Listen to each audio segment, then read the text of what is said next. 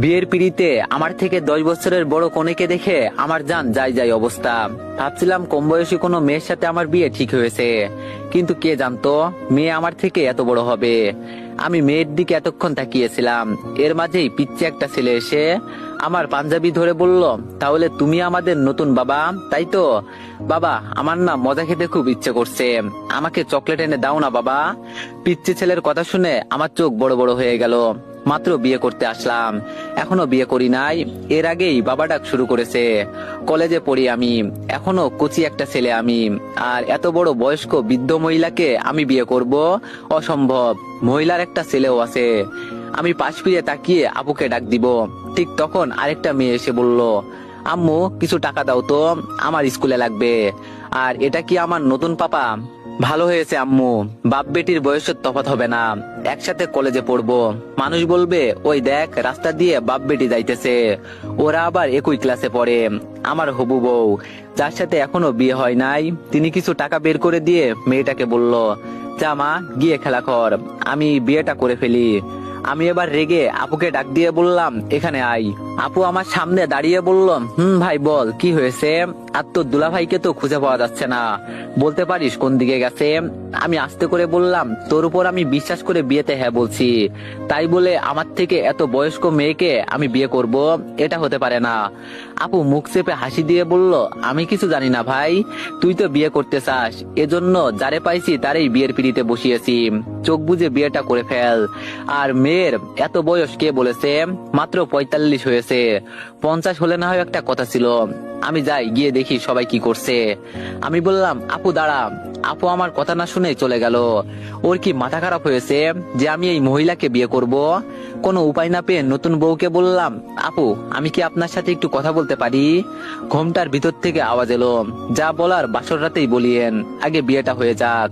আমি বললাম, প্লিজ আপু 5 মিনিট, এটা আমার জীবন লাইফের বিষয়। বাবা মা কাউকে খুঁজে পাচ্ছি না, সব কয়টা যে কোথায় গেছে কি জানি। আমার কথা শুনে আমার সমবয়সী একটা মেয়ে এসে বলল, দুলা ভাই আসেন আমার সাথে, হবু বউয়ের সাথে কথা বলবেন তাই তো, চলেন। ইস, এই মেয়ের সাথে বিয়ে হলে কি হতো? এত সুন্দর সুন্দর মেয়ে রেখে আমাকে এই বুড়ি মহিলার সাথে বিয়ে দিবে? সি। রুমে যেতেই আমার হবু বউ ওয়াশরুমে চলে গেল। মেয়েটা আমাকে দেখে হেসে বলল, আপনার কপাল ভালো যে আমার নানির মতো একটা বউ পাইছেন। আমি এবার মাথায় হাত দিয়ে বললাম, কি নানি? মেয়েটি দাঁত কেলিয়ে বলল, নানি। ওয়াশরুম থেকে একটা লাল শাড়ি পরা বুড়ি বের হলো। এই বুড়ির আবার বুড়ো বয়সে ভীমরতি এসেছে নাকি? এই বয়সে লাল শাড়ি পরেছে, কাহিনী কি? লাল শাড়ি পরা মধ্যবয়স্ক নারী আমার সামনে এসে বলল, গো স্বামী বলেন। আমি বললাম, এই দাদি আপনি কি পাগল হয়েছেন? আমাকে স্বামী বলছেন? আমি তো আপনার ছেলের বয়সী। মহিলাটি বলল, না আমি পাগল হব কেন? আগে মেকআপ করে বউ সেজে বসেছিলাম, এখন মুখে পানি দিয়েছি তো, আর এই হলো আমার আসল চেহারা। ধপ করে আমি ফ্লোরের উপর পড়ে মাথায় হাত দিলাম আর নিজে নিজে বলছি, যাই হোক আল্লাহ তাহলে আমাকে বাঁচাইছে, কবুল বলি নাই বলে বেঁচে গিয়েছি, নইলে তো হয়ে যেত সর্বনাশ। মহিলাটি বলল, আরে আরে স্বামী তুমি ভয় পেও না, আগে আমার 2টা বিয়ে হয়েছিল, আর তুমি 4 নম্বর স্বামী, খুব ভালোবাসবো তোমাকে। আমি বললাম, কি বললেন? আমি কয় নম্বর স্বামী হতে চলেছি? মহিলাটি বলল, 4 নম্বর। আমি বললাম, আর তোমার বিয়ে হয়েছে কয়টা? মহিলাটি বলল, কেন 2টা। আমি বললাম, ওরে আল্লাহ, এই মহিলা কয় কি? আমি নাকি 4 নম্বর স্বামী হতে চলেছি, আর বিয়ে করেছে নাকি 2টা। মহিলাটি বলল, মন খারাপ করো না গো স্বামী, আমি পান চিবিয়ে তোমার মুখে দিব, আর তুমি খাবে, এই দেখো এভাবে পান মুখে দিলাম। এই কথা বলে মহিলাটা পান খেতে লাগলো। বিছানা থেকে উঠে আমার সামনে দাঁড়িয়ে বলল, হা করো, আমি তোমাকে আমার মুখের পান খাইয়ে দিব, দেখবে অনেক মজা পাবে। এটা হলো স্বামী স্ত্রীর মহব্বত, তুমি তো আমার মহব্বতের স্বামী। মহিলার কার্যকলাপ দেখে আমি জ্ঞান হারিয়ে নিচে পড়ে গেলাম। যখন আমার জ্ঞান ফিরল, তখন দেখি আমি হাসপাতালে, আমার পাশে বাবা মা সহ সবাই বসে আছে। একটু দূরে সেই মহিলাকে দেখে শুধু বললাম, আমি রেগে গেলে কি করব জানো তো বাবা? ওকে এখান থেকে বিদায় করো, নইলে। বাবা আমার রাগ দেখতে পেয়ে মহিলাকে হাতে ইশারা করে বলল চলে যেতে। বাবা বলল, আসলে আমি বললাম, কি বলবে বাবা? আর তুমি কলেজে পড়ুয়া এক অবলা অবশ শিশু আমি, আর এই মেয়েকে বলছো আমি বিয়ে করব? তোমাদের কি একটুও কমন সেন্স নেই? আপু বলল, আমাদের কমন সেন্স নেই মানলাম, তুই যে সবসময় বিয়ের কথা বলিস এটা কি ঠিক? এজন্য যাকে সামনে পাইছি তার সাথেই তোর বিয়ে ঠিক করেছি। এবার আমি মূল ঘটনা বুঝতে পেরে বললাম, এই হলো কাহিনী। আমি যে সব সময় বলি বিয়ে করব, এজন্যই কি তোরা আমার সাথে এমনটা করলি? আমার কথা শুনে সবাই হাসতে লাগলো। আম্মু বলল, হরে বাজান, এজন্য এমন নাটক করলাম, আর মেয়েকে কিছু টাকা দিয়েছিলাম, এজন্য আমাদের হেল্প করছে। আমি রাগ করে বেড থেকে উঠে বললাম, আমার তো হার্ট অ্যাটাক হয়ে যেত অল্প কিছুক্ষণ থাকলে। আমার সাথে সবাই মিলে বেইমানি করলে না। আমি আজকের ভিতরে নতুন বউ নিয়ে বাসায় আসবো, এই বলে দিলাম। কি করব না করব এটা আমি জানি না, আমার বউ লাগবে এটাই জানি শুধু। এই কথা বলে বের হয়ে গেলাম। পিছন থেকে বাবা বলছে, হলো এবার, শিক্ষা দিতে চেয়েছিলাম, এখন দেখো ছেলে কি করে। আমি হাসপাতাল থেকে বের হয়ে এই দিক সেই দিক ঘুরতে লাগলাম। রাত অনেকটাই হয়ে গেছে, কিন্তু কোথাও বউ আর খুঁজে পেলাম না। হঠাৎ করে দেখলাম ব্রিজের ধারে একটা মেয়ে দাঁড়িয়ে আছে। ও তো আবার আত্মহত্যা করবে না? না না, এটা হতে দেওয়া যাবে না। কিন্তু এত রাতে একটা মেয়ে এখানে কি করে?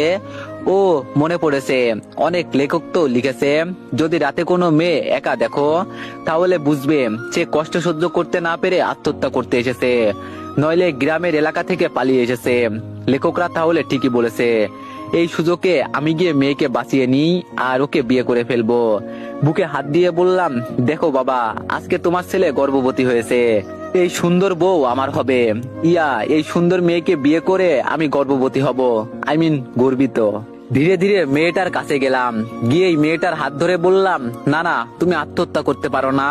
আমি বেঁচে থাকতে তুমি আত্মহত্যা করতে পারো না। মেয়েটা আমার দিকে তাকিয়ে বলল, ছাড়েন আমার হাত, আমি এখানে আত্মহত্যা করতে আসি নাই, আমি তো গ্রাম থেকে পালিয়ে আসছি। এই তো পেয়েছি মেয়ে। লেখকরা তাহলে ঠিকই বলছে। আমি হাতে থুতু দিয়ে চুল স্টাইল করে বললাম, আমি হলাম হিরো আলমের ছোট ভাই। ওই কাছের ভাই না, দুঃসম্পর্কের ভাই আর কি। ওই হুক্কা হুয়া, কলা খুয়া, আর বলতো লালালা, ওই গানটা। মেয়েটি বলল, শুনছি। মেয়েটা আবার কান্না করতে করতে বলছে, আমি এখন কোথায় যাব, কার কাছে যাব? যাওয়ার মতো আমার কোনো জায়গা নেই। আমি বললাম, মানে আপনি আমার সাথে অবশ্যই যেতে পারেন, তবে। আর কিছু বলতে না দিয়ে মেয়েটা আমার হাত ধরে বলল, আপনি আমাকে বুকের মাঝে জায়গা দিয়েছেন, আপনার ঋণ আমি কিভাবে শোধ করব? মেয়েটার ছোঁয়ায় অনুভূতিতে আমার কেমন যেন একটা শিহরণ শিহরণ লাগতে লাগলো। ওই একটা গান আছে না, হাত রাখবে দিল পে যারা। মেয়েটি বলল, কি হলো, চলুন। মেয়েটার কথায় আমার হুঁশ আসলো। আমি তাড়াতাড়ি বললাম, চলুন। বাসায় গিয়ে সবাইকে বলবেন আপনি আমার বউ, নইলে আবার সবাই সন্দেহ করবে। মেয়েটি বলল, কিন্তু। আমি বললাম, এত বড় একটা উপকার করছি আপনার, আর আপনি এটা বলতে পারবেন না? পরে সবাই আমাদের সন্দেহ করে যদি, আমাকে গণফুটানি দেয়। মেয়েটি বলল, আচ্ছা সমস্যা নেই। ইয়েস গুরু ইয়েস, মেয়ে তো পটে গেছে মামা। আমার আনন্দ কে দেখে। যাক, বাবাকে এবার বুক ফুলিয়ে বলতে পারবো, দেখো বাবা, তোমার ছেলে বউ নিয়ে আসছে। আনন্দে তখন বাবার চোখে মুখে পানি এসে যাবে। আমি বললাম, আচ্ছা আপনার নামটা? মেয়েটি বলল, আমার নামটা না হয় অচেনা থাক। আমি বললাম, সমস্যা নেই, পরে বলিয়েন। নিরিবিলি রাস্তার কাছে যেতেই মেয়েটা দাঁড়িয়ে গেল। আমি বললাম, কি হলো, দাঁড়িয়ে গেলেন যে? মেয়েটা ধপ করে ব্যাগ থেকে চাকু বের করে আমার সামনে ধরে বলল, যা আছে সবকিছু বের করে দে, নইলে এই চাকু কিন্তু পেটের মাঝে ঢুকিয়ে দেব। এক নিমিষেই আমার হাসি উদাও হয়ে গেল। তাহলে এই মেয়ে একজন কিডন্যাপার, খাইছে রে আমাকে। আমি সাথে সাথে হাত উঁচু করে বললাম, তাহলে আপনি গ্রাম থেকে পালিয়ে আসেন নাই? মেয়েটা হু হু করে হাসতে হাসতে বলল, তোর মতো আবুল্লা ছেলে আমি খুব কমই দেখেছি। অবশ্য আমার এতে ভালোই হয়েছে, তোরে পটাইতে হয় নাই, উল্টা আমাকে পটাইলি তুই। কিন্তু লাভ হলো না, আহারে আফসোস। তাড়াতাড়ি সবকিছু বের করে দে বলছি, নইলে ঢুকিয়ে দিব। আমি পকেট থেকে মানি ব্যাগ বের করে বললাম, ফোন বাসায় রেখে আসছি, এটাই আছে শুধু। মেয়েটা আমার পকেট চেক করে কিছু না পেয়ে ঠাস করে আমার গালে একটা চড় দিয়ে বলল, জামা কাপড় যা আছে সব খুলে ফেল, এগুলো দেখে দামি মনে হচ্ছে, ভালো টাকায় বিক্রি করতে পারবো। আমার বাবা ঠিকই বলতো, এত দামি কাপড় পরিস না, বেশি বড় লোকই দেখালে একদিন বিপদে পড়বি। এখন বাবার কথা সত্যি মনে হচ্ছে আমার। আমি কান্নার সুরে বললাম, কাপড় খুলে ফেললে পড়বো কি? মেয়েটা আমাকে বড় একটা গাছের পাতা দিয়ে বলল, এটা দিয়ে ঢেকে বাড়িতে চলে যা, তাড়াতাড়ি কর বলছি। কাপড় খুলতে খুলতে মনে মনে বললাম, এই পৃথিবীটা কিন্তু অনেক বড়। তোরে একবার পেয়ে নি। কলেজে আমার নাম শুনলে মানুষ দাঁড়িয়ে থেকে হিচু করে দেয়, আর তুই বেডি আজকে আমার ইজ্জত লুটে নিলি। গাছের পাতা দিয়ে নিচের অংশ ঢাকতেই মেয়েটা বলল, হু হু হুক্কা হুয়া কলা খুয়া, গাছের পাতা পড়ে বাড়িতে গিয়ে ঘুমা। মেয়েটার কিছু না বলে ধীরে ধীরে অন্ধকারে মিলিয়ে গেল। বউ খুঁজতে এসে যে এভাবে মান ইজ্জত চলে যাবে এটা কে জানতো। এখন বাসায় গেলে কিভাবে যে সবাই মিলে আমাকে অপমান করবে উপরওয়ালাই জানে। তবে কি আর করব, যেতে তো হবেই। রাতের আধারে এত কিছু দেখা যায় না। অন্ধকারের ভিতরে নিজেকে লুকিয়ে কোনো মতে বাসায় গিয়ে দরজায় কলিং বেল দিলাম। আম্মা দরজা খুলে দিয়ে বলল, কই বাবা, বউ আনলি দেখি। এইটুকু বলে আম্মা চিৎকার দিয়ে বলল, কই গো তোমরা, সবাই দেখে যাও, জঙ্গল থেকে এক ছেলে পালিয়ে চলে আসছে। এইটুকু বলতেই আমার পরিবারের সবাই এসে হাজির। আপু আমাকে দেখে হাসতে হাসতে গড়াগড়ি খাচ্ছে আর বলছে, আম্মা এটা তোমার গুণধর ছেলে, জঙ্গল থেকে পালিয়ে আসা কেউ নয়। আমি তাড়াতাড়ি আম্মার উন্না দিয়ে নিজেকে ঢেকে নিলাম। বাবা একটা লুঙ্গি দিয়ে বলল, নে এটা পরে নে। আমি লুঙ্গি পরে সোফায় বসে কান্না করতে করতে বললাম, আর জীবনে বিয়ে করব না আমি, আমার এখন উচিত শিক্ষা হয়ে গেছে। আপু বলল, কি হয়েছে ভাই, আমার একটু খুলে বলতো। আমি এবার সবকিছু বলে দিলাম। সবাই সবকিছু শুনে হাসতে হাসতে গড়াগড়ি খাচ্ছে। আম্মু আমার কপালে চুমু দিয়ে বলল, মন খারাপ করিস না বাবা, আগে ভালো একটা চাকরি কর, বিয়ের বয়সটা একটু হোক, পরে সুন্দর দেখে একটা মেয়ে আনবো, পরীর থেকেও সুন্দরী। আমি আম্মুকে জড়িয়ে ধরে বললাম, বাবা আমার হাতে আমার ফোনটা দিয়ে বলল, দেখতো কে কল দিচ্ছে। সেই কখন থেকে কল দিয়েই যাচ্ছে। ফোনটা হাতে নিয়ে দেখলাম রুদ্রের অনেকগুলো মিস কল ভেসে আছে। আমি কল দিতেই রুদ্র ফোন রিসিভ করে বলল, মামা নতুন একটা খবর আছে, জানিস কিছু? আমি বললাম, না বললে জানবো কিভাবে, বল আগে। রুদ্র বলল, আগামীকাল কলেজের নতুন প্রিন্সিপাল আসবে, শুনছি এটা নাকি একটা মেয়ে। আমি বললাম, মেয়ে না ছাই, কোন বুড়ো মহিলা হবে, রাখতো ফোন, এমনি টেনশনে আছি। রুদ্র বলল, কালকে কলেজে যাব, রেডি থাকিস কিন্তু। আমি বললাম, যাব না। রুদ্র বলল, সে দেখা যাবে। আমি আর কিছু না বলে কল কেটে দিলাম। সবার সাথে হালকা পাতলা কিছু খেয়ে রুমে গিয়ে ঘুমিয়ে গেলাম। সকালে ঘুম থেকে উঠে দেখলাম আমার মাথার পাশে রুদ্র বসে আছে। ঘুম ঘুম চোখে ওকে দেখে বললাম, কিরে এত সকাল সকাল তুই এখানে? রুদ্র বলল, কালকে তোরে কি বলছিলাম মনে আছে, আর তুই এখনো বিছানায়? আমি বললাম, দেখ সকাল সকাল বিরক্ত করিস না, আমি এখন ঘুমাবো, যা তো এখান থেকে। রুদ্র বলল, রাতে নাকি গাছের পাতা পড়ে বাসায় আসছিলি, কোন মেয়ে নাকি তোর সবকিছু খুলে রেখে দিয়েছে। সিসি বন্ধু, শেষ পর্যন্ত এইসব শুনতে হয়েছে। যদি না যাস তাহলে এই কথা কিন্তু কলেজে সবাইকে বলে বেড়াবো। আমি এবার বিছানা থেকে উঠে বললাম, সবকিছু তোরে আপু বলছে তাই তো? এই আপুও না। রুদ্র বলল, একটা মেয়েকে তুই কন্ট্রোল করতে পারিস নাই। আমি বললাম, তখন আমার অবস্থা খারাপ ছিল, তুই দাঁড়া আমি ওয়াশরুম থেকে আসি। রুদ্র বলল, আচ্ছা তাড়াতাড়ি কর, আবার দেখিস ভিতরে বসে বিয়ের চিন্তা করিস না, তুই তো আবার বিয়ে পাগল। ওয়াশরুমে গিয়ে সকাল সকাল গোসল করে নিলাম। যেই গরম পড়েছে বাবা, বাসা থেকে বের হলে মনে হয় শরীর পুড়ে যাবে। রেডি হয়ে টেবিলে গিয়ে নাস্তা করতে বসলাম। খাওয়া শেষ হতেই রুদ্রকে নিয়ে কলেজের উদ্দেশ্যে রওনা দিলাম। কলেজের মাঠে যেতেই পাভেল এগিয়ে এসে বলল, কি মামা আজকে সকাল সকাল কলেজে চলে এলি? ও আমি তো ভুলেই গিয়েছিলাম যে আজকে আমাদের কলেজের নতুন প্রিন্সিপাল ম্যাম আসবে, এজন্য তুই আসলি না। আমি বললাম, তোরা সব সময় উল্টাপাল্টা কথা বলিস, এগুলো কিন্তু আমার ভালো লাগে না, আমি আসতে চাই নাই কিন্তু। রুদ্র বলল, কি মামা সবাইকে বলবো নাকি যে? আমি বললাম, হয়েছে থাক ভাই, কাউকে কিছু বলতে হবে না, এখন চল ভিতরে। কলেজের ভিতরে গিয়ে কিছুক্ষণ বসতেই রুদ্র বলল, চল এখন মাঠে যাই, সবাই ফুল নিয়ে নতুন প্রিন্সিপাল ম্যামকে শুভেচ্ছা জানাবে, আমরা গিয়ে সামিল হই। ওদের কথা মতো ফুল নিয়ে মাঠে দাঁড়ালাম। হঠাৎ করে মাথায় দুষ্ট একটা বুদ্ধি এলো। অনেকদিন হলো রেগিং করা হয় না, ওদের বলতেই ওরাও রাজি হয়ে গেল। সবাইকে নিয়ে কলেজের গেটে গিয়ে দাঁড়ালাম। পাভেল আমার চোখে চশমা দিয়ে বলল, মামা আজকে আমরা তোর পাওয়ার দেখতে চাই। এখন এই গেট দিয়ে যে কেউ আসলে তুই তাকে হেনস্থ করবি, যেভাবে পারিস ওকে অপমান করবি, বাকিটুকু আমরা সামলে নিব। আমি বললাম, এইটুকু করলে হবে তো? ওরা বলল, হবে। আমরা গিয়ে আড়ালে দাঁড়ালাম, তুই তোর কাজ কর। আমি কিছু দোয়া দুরুদ পরে বুকে ফু দিলাম। মান সম্মানটা বেঁচে গেলেই হলো, শুধু একটু স্টাইল নেওয়ার জন্য একটা সিগারেট জ্বালিয়ে নিয়ে টানতে লাগলাম। দূর থেকে কালো শাড়ি পরা একটা মেয়ে দেখা যাচ্ছে, চোখে আবার কালো একটা চশমা, দূর থেকে চেহারা এত স্পষ্ট দেখা যাচ্ছে না। এই মেয়ে এখানে না আসলেই হলো। মেয়েটা যত কাছাকাছি আসছে তত যেন আমার হৃদয় স্পন্দনের আওয়াজ বেড়ে যাচ্ছে। একটু কাছাকাছি আসতেই মেয়েটাকে দেখে বললাম, ইস, এমন একটা মেয়ে যদি আমার বউ হতো তাহলে সারা জীবন আমি ওর পা ধুইয়ে দিতাম। কি সুন্দর গোলগাল চেহারা। কি এই মেয়ে তো দেখি আমার থেকেও বয়স অনেক বড় হবে। এই খাইছে রে, এই মেয়েকে এখন অপমান করতে হবে। এক তো সুন্দরী, তার উপর আবার সিনিয়র, না জানি রাতের মতো আমার অবস্থা খারাপ করে দেয়।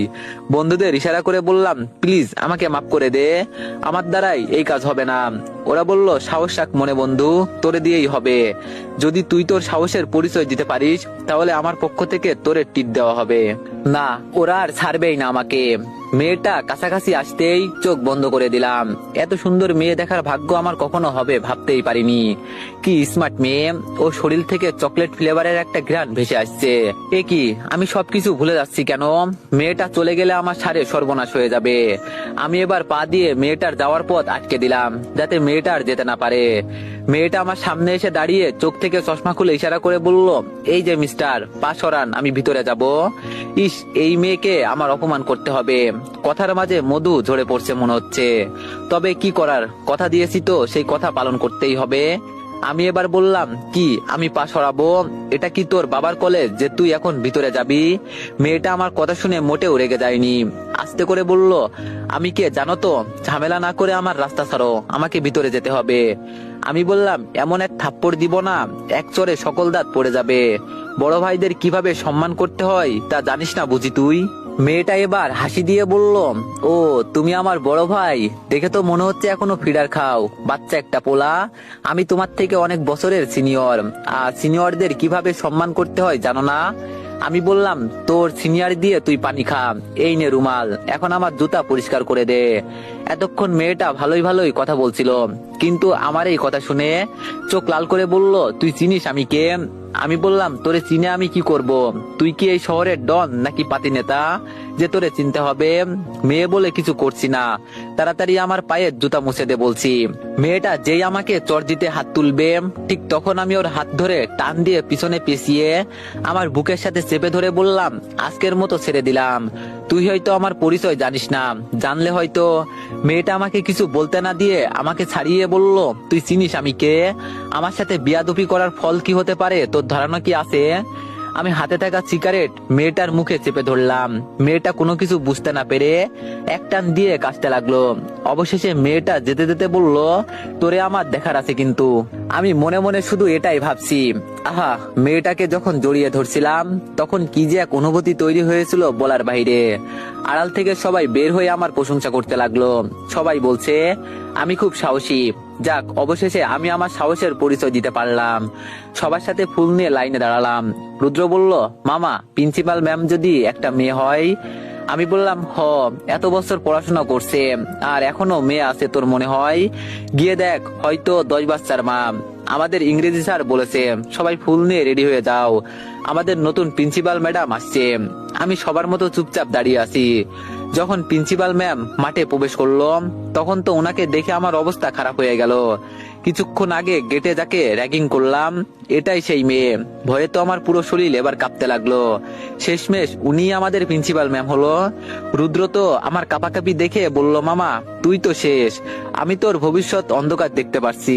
আমি রেগে বললাম, শালা তোরা আমার বন্ধু নাকি শত্রু? এখন আমার কি হবে? উনি আমাকে দেখলে আমার মাথা ফাটিয়ে দিবে। আমি গেলাম। রুদ্র আমার হাত ধরে বলল, তুমি কই যাও মামা? চুপচাপ দাঁড়িয়ে থাকো, কিছুই হবে না। আমি বললাম, এখান থেকে শুধু বিদায় হই, পরে তোরে দেখাচ্ছি। রুদ্র বলল, সেই পর্যন্ত তুই বেঁচে থাকবি না। ভাবা যায় তুই কিনা প্রিন্সিপাল ম্যামের সাথে র্যাগিং করলি। পাশে থাকা একটা ছেলে বলল, আরে তোরা সবাই চুপ থাকতো, রিয়া ম্যাডাম আসছে, কথা বলবি না। ও, তার মানে আমাদের নতুন প্রিন্সিপাল ম্যামের নাম রিয়া? নামটা তো খুব সুন্দর, বেশ পছন্দ হয়েছে আমার। আমাদের সামনে এসেই ম্যাডাম দাঁড়িয়ে গেল। তবে আজকে কি আমার শেষ দিন? এখান থেকে কোনো মতে বেঁচে ফিরতে পারলেই হলো। ম্যাডাম চোখ থেকে চশমা খুলে আমাকে বলল, এই ছেলে তোর নাম কি? আমিও মজা করে বললাম, জি ম্যাডাম, আমার নাম কুদ্দুস বয়াতি। আমার কথা শুনে সবাই হাসতে লাগলো, কিন্তু স্যার ধমক দিতেই সবাই চুপ হয়ে গেল। স্যার আমাকে বলল, ম্যাডামের সাথে কোনো বেয়াদবি করবে না, উনি তোমাদের মতো মূর্খ নয়, বিদেশ থেকে লেখাপড়া শেষ করে আমাদের অনুরোধে এখানে আসছে। চোখ কথাবার্তা একটু হুশ করেই বলবে সবাই। আশা করি নতুন ম্যাডামের সাথে কেউ বেয়াদবি করবে না।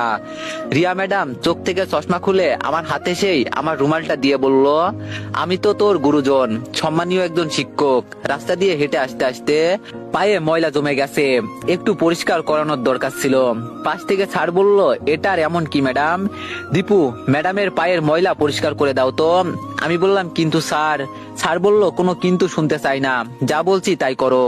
রুমালটা হাতে নিয়ে আস্তে করে বললাম, নিজের মাথায় নিজে কুড়াল দিলাম। কেন যে আমি ওদের কথা শুনতে গেলাম? ওরা সবাই তো মুখ বুজে হাসাহাসি করছে। আমি নিচে বসতেই ম্যাডাম দূরে সরে বলল, থাক হয়েছে, আর কিছু করতে হবে না, আমার কথা শুনছো এটাই অনেক। আমি দাঁড়িয়ে বললাম, ধন্যবাদ ম্যাডাম আপনাকে। কি বলে যে ধন্যবাদ দিব, ভাষা। ম্যাডাম ফোন দেখিয়ে বলল, আমি ফোনে কথা বলছিলাম, তোমাকে তো কিছু বলি নাই, তুমি দাঁড়িয়ে গেলে কেন? তোমাকে যা বলছি তাই করো। আমার বোকামো দেখে চারপাশে হাসির রোল পড়ে গেল। স্যার ধমক দিয়ে বলল, এই ছেলে, তোমাকে ম্যাডাম কি বললো তুমি শোনো নাই? এখনো বিয়াদবের মতো দাঁড়িয়ে আছো। রাগে এখন আমার শরীর ফেটে যাচ্ছে। তাও আমি ধৈর্য ধরে নিচে বসে আবার ম্যাডামের পায়ের জুতার ময়লা পরিষ্কার করে দিলাম। ম্যাডাম চলে যেতে আমি বললাম, কলেজে এসে কখনো এমন অপমানিত হব ভাবি নাই। রুদ্র বলল, আমরা আসলেই সরি বন্ধু, ভাবি নাই ম্যাডাম তোর সাথে এমন কিছু করবেন। আমি বললাম, ছাড় বাদ দে, এতে আর কি বা হলো, উনি আমার গুরুজন, সম্মানীয় ব্যক্তি, তাই না? এই কথা বলে সব কয়টাকে উড়াধুরা মারতে লাগলাম। শেষে সবাই মিলে 2 তলায় চলে গেলাম। বিড়ি সিগারেট না খেলে আমাদের আবার নেশা হয় না। হঠাৎ করে নিচে একটা মেয়ের দিকে আমার নজর গেল। এটা তো রাতের সেই মেয়ে যে আমার কাছ থেকে রাতে সবকিছু নিয়ে গিয়েছিল। আমি তাড়াতাড়ি সিঁড়ি বেয়ে নিচে নামতে লাগলাম, কিন্তু নিচে গিয়ে দেখি মেয়েটা উধাও হয়ে গেল। যাক বাবা, এই অল্প সময়ের ভিতরে মেয়েটা আবার কই হারিয়ে গেল? রুদ্র বলল, কিরে মামা, কি হয়েছে, এভাবে দৌড়ে আসলি কেন? আমি বললাম, রাতে আমার সাথে যা কিছু হয়েছিল এটাই সেই মেয়ে, ওরে এখানে দেখছিলাম কিন্তু উধাও হয়ে গেল। রুদ্র বলল, এই কলেজে থাকলে অবশ্যই পাবি, চিন্তা করিস না, ও আমার বন্ধুকে। আমি বললাম, আরে বেটা থাক, ওরা শুনতে পারলে তোর খবর আছে। এর মাঝে সিনিয়র এক ভাই এসে বলে গেল, আমাকে নাকি প্রিন্সিপাল ম্যাডাম ডাকছে। রিয়া ম্যাডামের নাম শুনে আমার শরীরে মরিচের মতো জ্বালাতে লাগলো। এতগুলো মানুষের সামনে উনি আমাকে দিয়ে উনার জুতা পরিষ্কার করালেন। পাবেল আমার ঘাড়ে হাত দিয়ে বলল, এত রেগে গেলে হবে না মামা, যাই করিস না কেন মাথায় রাখিস, উনি এই কলেজের প্রিন্সিপাল। যদি একবার আমাদের উপর লালকালি বসিয়ে দেয় তাহলে আমাদের পড়াশোনা জীবনের জন্য বন্ধ হয়ে যাবে। আমি পাভেলের কথা শুনে চুপচাপ প্রিন্সিপাল ম্যামের রুমের দিকে যেতে লাগলাম। ওরা আমার পিছনে আসছে। দরজার সামনে গিয়ে বললাম, ম্যাডাম আমি কি ভিতরে আসবো? রিয়া ম্যাডাম বসে বসে বিস্কুট খাচ্ছিল আর ফোনে কি দেখে হাসছিল। আমার কথা শুনতে পেরে বলল, আসো, তোমার জন্য অপেক্ষা করছিলাম। আমি ভিতরে গিয়ে ওনার টেবিলের সামনে দাঁড়িয়ে বললাম, জি ম্যাডাম বলেন। ম্যাডাম বলল, এখন ম্যাডাম বলছো, আমাকে তখন তো তুই করে বলছিলে, আর কি জানো মনে পড়ছে না। আমি বললাম, সরি ম্যাডাম, আমি বুঝতে পারি না এটা আপনি ছিলেন। ম্যাডাম বলল, তোর কত বড় সাহস, তুই আমার কলেজের মেয়েদেরকে র্যাগিং করিস? এমন বড় সাহস তোরে কে দিয়েছে? প্রথম দিনই ম্যাডামের এমন রাগী চেহারা দেখে একটু ভয় লাগলো। উনি যেভাবে হুঙ্কার দিয়ে কথা বলছেন, ভয়ে তো আমার কলিজায় পানি নাই। আমি মাথা নিচু করে বললাম, সরি ম্যাডাম, আমি ভুল করে ফেলেছি, আমি জানতাম না এটা আপনি ছিলেন, প্লিজ ম্যাডাম মাফ করে দেন। ম্যাডাম বলল, তোরে জন্মের মতো উচিত শিক্ষা দিতে হবে, এখন মাঠের মাঝে গিয়ে কান ধরে এক পা উঁচু হয়ে দাঁড়িয়ে থাকবি। আমি যতক্ষণ পর্যন্ত ক্লাসে না আসবো ততক্ষণ পর্যন্ত দাঁড়িয়ে থাকবি। আমি বললাম, প্লিজ ম্যাডাম ক্ষমা করে দেন, আমার ভুল হয়ে গেছে। ম্যাডাম দাঁড়িয়ে চোরে চিৎকার দিয়ে বলল, প্রথম দিন আমাকে রাগাবি না, আমি যেটা করতে বলছি সেটা কর, নইলে তোর বাপ মাকে ডেকে অপমান করব। এখন গিয়ে কান ধর যা, ওনাকে কিছু বললে আরো রেগে যাবে। এজন্য আমি মাথা নিচু করে বের হয়ে গেলাম। বাইরে যেতেই, তো এভরিওয়ান, নিউ গল্প কেমন হয়েছে সবাই একটু কমেন্টে জানাবেন। আর গল্পটি কন্টিনিউ করাতে চাইলে একটু বেশি বেশি লাইক আর একটা করে কমেন্ট করে দিয়েন। ধন্যবাদ।